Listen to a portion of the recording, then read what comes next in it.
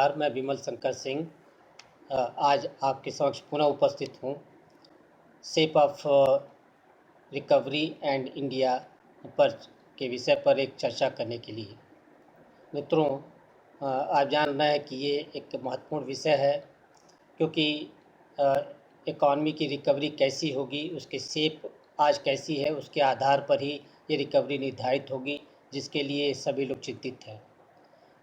मैं शुरुआत करूंगा पिछले वर्ष से, जबकि centre for monitoring Indian economy ने अपनी एक प्रतिवेदन दिया था, एक रिपोर्ट दिया था, जिसमें उसने बताया था कि पिछले वर्ष जो जो जो अनएम्प्लॉयमेंट रेट था भारत में, वो सर्वाधिक था। 40 वर्षों में सबसे ज़्यादा अनएम्प्लॉयमेंट दिखाई पड़ती थी।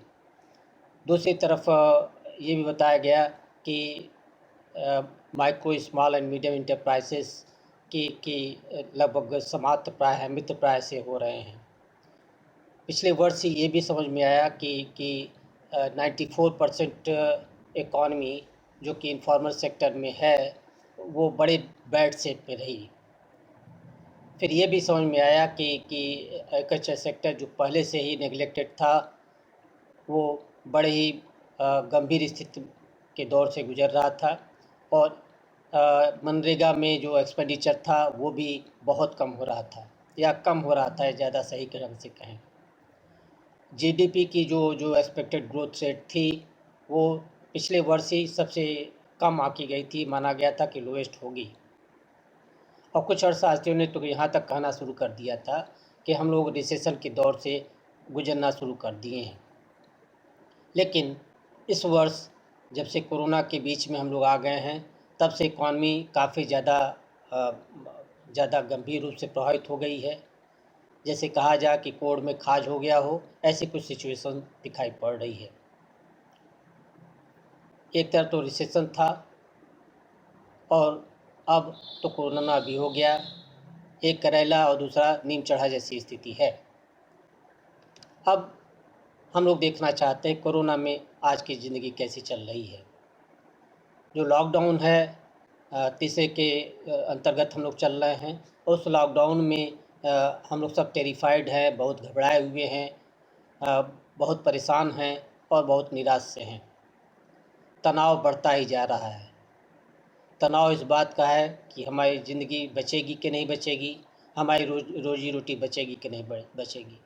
सबसे ज़्यादा परेशान वर्किंग क्लास है, श्रमिक सबसे ज़्यादा तनाव में हैं। वो समझ नहीं पा रहे हैं, उनका तो जॉब्स छूट गया है, बहुतों को वेतन नहीं मिला। फ्यूचर डार्क उनको समझ में आता है। उनको समझ नहीं आ रहा कि ये कब ये ख़त्म होगा, ये लॉकडाउन कब ख़त्म होगा, ये कोरोना कब समाप्त होगा, वे कब अपने गांव, अपने देश वापस हो पाएंगे। अनसर्टेनिटी बहुत ज़्यादा है और अनसर्टेनिटी केवल मज़दूरों को ही के जीवन में ही नहीं दिखाई पड़ रही है, बल्कि अनसर्टेनिटी में इंडस्ट्रीज़ भी हैं, उद्योग भी हैं, उद्योगपति भी हैं और व्यापारी वर्ग भी उसी अनसर्टेनिटी में जी रहा है। सप्लाई चेन डिसरप्ट हो गया है, टूट गया है। डिमांड बहुत लो हो गई है। यद्यपि एग्रीकल्चर ग्रोथ इस वर्ष पर्याप्त होने की संभावना है, फिर भी कृषक वर्ग सबसे ज़्यादा अपने को हाशिए पर महसूस कर रहा है। डिफरेंट सेक्टर्स में एक्टिविटीज़ हमारी बंद हैं। पोर्ट बंद हैं, रेलवे और रोड ट्रांसपोर्ट भी बंद है, एविएशन भी बंद है, टूरिज़्म बंद है, ट्रेड भी बंद है, स्मॉल स्केल इंडस्ट्रीज़ की एक्टिविटीज़ बंद हैं, शॉपिंग रिटेल्स बंद हैं, लगभग पूरी अर्थव्यवस्था बंद सी है। और अब सभी लोग रिवाइवल के लिए सरकार की तरफ ध्यान कर रहे हैं। लगभग सभी लोग, अर्थव्यवस्था के सभी क्षेत्र एक बेगिंग बाउल के रूप में लेकर के खड़ा है सरकार के समक्ष कि वो सरकार का योगदान मिले तो वो अपने को ज़िंदा रख सके। कल तक जो लोग अर्थव्यवस्था को कंट्रीब्यूट कर रहे थे, आज बेगर्स की भांति दिखाई पड़ रहे हैं। ये कोई एक आदमी की बात नहीं है, पूरी अर्थव्यवस्था में ही ऐसा समझ में आ रहा है। सब लोग किससे आशा लगाए हुए हैं, वो है गवर्नमेंट, हमारी सरकार किससे हम लोग ने आशा लगा रखी है। लेकिन सरकार के अभी लगता है कि विट्स ख़त्म हो गया है, बुद्धि तो वह शब्द कहना ठीक नहीं होगा, लेकिन कहीं न कहीं वो भी बहुत आशंकित है, बहुत परेशान है। रिवाइवल का एक ग्रेट चैलेंज उसके सामने है और सरकार ने इस बीच में डायरेक्ट बेनिफिट ट्रांसफ़र करके गरीबों को ज़िंदा रखने की कोशिश की है, लेकिन हमारी फिस्कल कंडीशन बहुत ख़राब है। सरकार ने डीए जो कर्मचारियों को मिलता है, सेंट्रल गवर्नमेंट और स्टेट कर्मचारियों को मिलता है, उसको फ्रीज कर दिया है, उसको रोक दिया है। लेकिन अब देखें कि जो राज्य सरकारों के बीच में इस समय कम से कम एक जो सेक्टर है उस पर एकमतता है, उन पर जो सोशल डिस्टेंसिंग थी वो समाप्ति हो गई है, वो है लिकर उद्योग। तो अल्कोहल उद्योग ने उनकी एकता पुनः जागृत कर दी है और केवल उनके बीच में एकता नहीं है, जो अल्कोहल को यूज़ करने वाले लोग हैं और जो अल्कोहल प्रोवाइडर हैं, बोथ के दोनों ही खुश हैं। जैसे आपने सुना है मधुशाला की बात, तो मधुशाला में सभी शत्रु जो शत्रु भी हैं वो भी एक हो जाते हैं। ऐसी कुछ स्थिति है कि पीने वाले भी खुश हैं और पिलाने वाले भी खुश हैं। दूसरी तरफ इसी कोरोना के बीच में लेबर लॉ भी सस्पेंड कर दिया गया है, कुछ राज्यों ने इसको सस्पेंड कर दिया है, श्रम कानून में सुधार में परिवर्तन कर दिया है। इस बीच में सभी जो अर्थशास्त्री हैं, आरबीआई के गवर्नर हैं, इकोनॉमिस्ट हैं, वर्ल्ड की बहुत सी संस्थाएं हैं, उन लोगों ने अपना ग्रोथ प्रोजेक्शन भी करना शुरू कर दिया है। उन सब ने बताना शुरू किया कि हम लोग का जो ग्रोथ होगा इस वर्ष और अगले वर्ष वो कैसा होगा। लेकिन ये ग्रोथ प्रोजेक्शन हमारे लिए क्यों आवश्यक है, जानना क्यों आवश्यक है? क्यों ये देखा जाए कि ये जो ग्रोथ होगा, शेप ऑफ द इकॉनमी क्या वी शेप होगी, डब्ल्यू शेप होगी, यू शेप होगी या एल शेप की होगी, ये क्यों जाना जाए? क्योंकि अर्थव्यवस्था की संरचना जो आज की है वो बहुत कुछ निर्धारित कर देगी कि भविष्य का भारत कैसा होगा, भविष्य की अर्थव्यवस्था कैसी होगी। इसलिए शेप ऑफ इकॉनमी जानना जरूरी है। हमारी रिकवरी ट्रेजेक्टरी क्या होगी? क्या आगे हम उतनी ही तेज़ी से फिर रिकवर कर लेंगे या हमारी अर्थव्यवस्था समाप्त हो जाएगी, वो विकसित नहीं हो पाएगी? ये बहुत कुछ निर्भर करता है शेप ऑफ रिकवरी पर। तो हम लोग अब देखना चाहेंगे कि रिवाइवल की जो शेप हैं वो कैसे होते हैं, उनके बारे में थोड़ा जानना चाहेंगे। पहले तो हम लोग वी शेप के बारे में समझें कि वी शेप का मतलब होता है कि वी फॉर विक्ट्री होता है। यदि आप उस शेप को देखें तो उसका अर्थ होता है कि इकॉनमी पहले लेफ़्ट साइड में बहुत हाई पोजीशन पर थी और फिर तेज़ी से नीचे अर्थव्यवस्था में जो इकॉनमी स्लाइड करती है, बहुत तेज़ी से नीचे की तरफ डाउनवर्ड स्लोप के रूप में चली जाती है और बहुत निचले स्तर पर पहुँच के बाद फिर पुनः उसमें रिवाइवल होता है और पुनः वो एक तेज़ी से अर्थव्यवस्था फिर बाउंस बैक करती है। तो हम लोग वी शेप कहते हैं। लेकिन दूसरा एक शेप होता है यू शेप, जिसमें कि अर्थव्यवस्था ऊपर से नीचे गिरती है तो नीचे आने पर बहुत समय तक वो निचली स्थिति में ही रहती है, लॉन्गर पीरियड तक वो नीचे स्थिति में रहती है और तब जा कर के फिर रिवाइवल होता है और वो फिर गतिमान हो पाती है। एक शेप होता है डब्ल्यू शेप, इसमें डबल डिप रिकवरी होती है या डबल डिप रिसेशन की स्थिति है कि जब आर्थिक क्रियाएँ मंद हो गई हैं तो एक बार तो यदि हमारी अर्थव्यवस्था बहुत विकसित थी तो तेज़ी से उसमें गिरावट की स्थिति है दिखाई पड़ेगी, जिसको हम लोग रिसेशन कह रहे हैं। लेकिन वहाँ से फिर अर्थव्यवस्था एक बार उठती है प्रयास करके और उससे फिर रिवाइवल होती है और ऊपर की स्थिति में हम आते हैं। लेकिन ये शेप वहाँ पर बने नहीं रहते हैं, पुनः अर्थव्यवस्था में गिरावट की स्थिति आती है और जब गिरावट की स्थिति आती है तो उसके बाद कुछ समय पश्चात पुनः हम प्रयास करते हैं और रिवाइवल होता है और ऊपर की स्थिति की तरफ हम लोग जाना चाहते हैं। इसको डब्ल्यू शेप हमने कहा। तो एक बार शेप रिकवरी हम लोगों ने किया, लेकिन फिर हम स्लिप कर गए, लेकिन पुनः हम लोग प्रयास करते हैं और हम फिर ऊंचाई की तरफ चले जाते हैं। और एक शेप होता है यल शेप।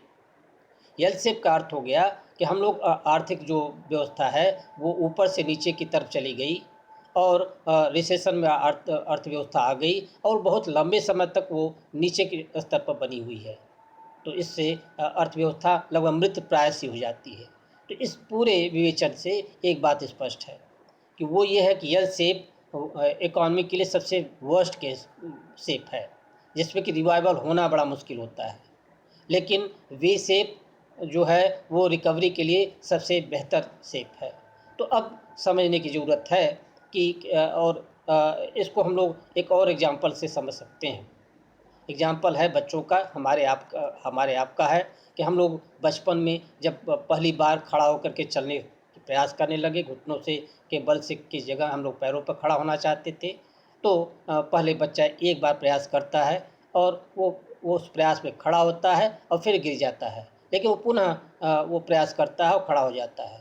तो ये उसकी ताकत को शो करता है कि वो खड़ा होने, गिरने और तुरंत खड़ा होने की में वो काफ़ी रूप से सक्षमता उसके में है। लेकिन दूसरे बच्चे के संदर्भ में आपको दिखाई पड़ेगा कि एक बार वो खड़ा हुआ, लेकिन वो फिर गिरता है, फिर वो खड़ा होने की कोशिश करता है, खड़ा हो जाता है, लेकिन पुनः वो गिरता है और फिर वो उसके प्रयास करता है एक बार और खड़ा होने की, वो खड़ा हो जाता है। ये डब्ल्यू शेप की स्थिति है। लेकिन तीसरा बच्चा है जो कि एक बार खड़ा होकर के नीचे गिरता है, बड़े लंबे दौर तक वो रोता रहता है, लेकिन फिर प्रयास करता है खड़ा होने की और खड़ा हो जाता है।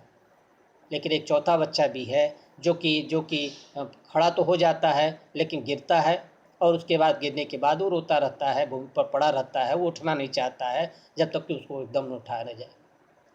तो ये बच्चों की जो स्थिति होती है, हमारे आपकी जो स्थितियाँ थीं, वही कुछ इकॉनमी में है कि इकॉनमी का रिवाइवल कैसे होगा। तो ये शेप ऑफ इकॉनमी पर, शेप ऑफ रिकवरी पर बहुत कुछ निर्भर करता है। अब हम लोग देखना चाहते हैं कि यदि यदि कि यल शेप में या जो जो बच्चा ज़मीन पर पड़ गया वो नहीं उठता है, तो इसका अर्थ क्या है?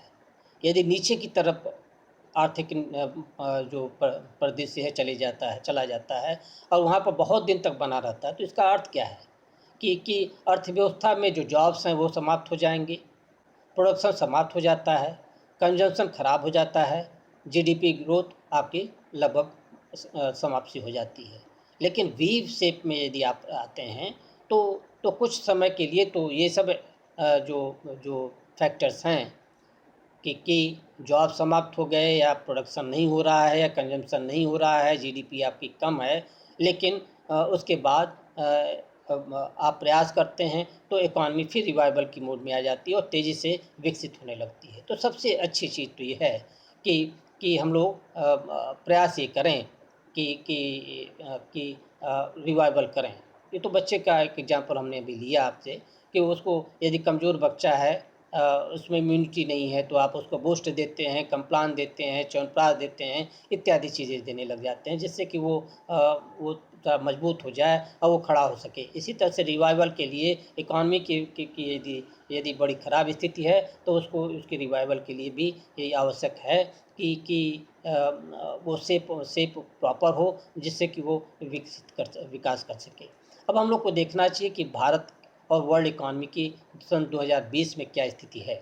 तो 20,000 की स्थिति यदि आप देखेंगे तो सभी फोरकास्ट कह रहे हैं कि यूएस, चाइना, एरिया के जो देश हैं वो सब में वी शेप में रिकवरी होगी, इंक्लूडिंग इंडिया की बात है। या world economy as a whole बड़ी ही गंभीर स्थिति से गुजर रही है, लेकिन उसकी रिकवरी वी शेप में होगी। इंडिया का भी ग्रोथ फोरकास्ट यही कह रहा है। इंडिया का ग्रोथ फोरकास्ट कह रहा है कि हम लोग यदि कई लोगों ने, कई संस्थाओं ने इसका फोरकास्ट किया है और आईएमएफ ने जो सबसे बड़ा फोरकास्ट हम लोग मानते हैं कि इंटरनेशनल मॉनेटरी फंड का फोरकास्ट है, जो ये कह रहा है कि फाइनेंशियल ईयर 2020 में 20 में हमारी ग्रोथ रेट 5.8 रही, वो बहुत तेज़ी से घट करके 1.9 हो जाएगी 2020-21 में, लेकिन रिवाइवल होगा और फाइनेंशियल ईयर 2022 में वो 7.4% हो जाएगी। तो ये एक वी शेप का ही शेप दिखाई पड़ता है आईएमएफ का यदि हम फोरकास्ट लें। इसी तरह से वर्ल्ड बैंक का यदि फोरकास्ट हम लोग लेते हैं तो वहाँ भी यही स्थिति है कि वर्ल्ड बैंक कह रहा था कि 2019-20 में हमारी जो ग्रोथ रेट कुछ 5% के अराउंड रही, वो घट करके 1.5 से लेकर के 2.8% के बीच में 2020-21 में होगी। तो आप देख रहे हैं कि स्टीप 5% टू 1.5% के अराउंड वर्ल्ड बैंक की आशा है कि ये हमारी जीडीपी घटेगी, बहुत तेज़ी से घट रही है। लेकिन फिर वो रिवाइवल की बात करते हैं कि फिजिकल ईयर 2022 तक 5% की तरफ चली जाएगी। तो ये वी शेप यहाँ भी की स्थिति दिखाई पड़ती है। आरबीआई के गवर्नर ने भी कहा कि हमारी रिकवरी वी शेप में होगी।